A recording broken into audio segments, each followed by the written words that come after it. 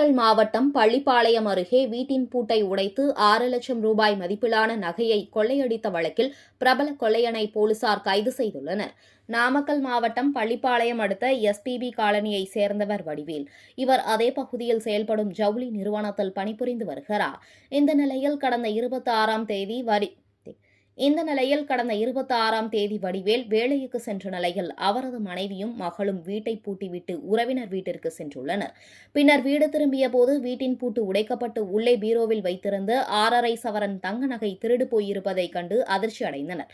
தொடர்ந்து வடிவேல் அளித்த தகவலின் பேரில் சம்பவ இடத்திற்கு சென்ற டிஎஸ்பி கௌதம் தலைமையிலான பள்ளிப்பாளையம் போலீசார் தடயங்களை சேகரித்து வழக்கு பதிவு செய்து குற்றவாளிகளை தீவிரமாக தேடி வந்தனர்.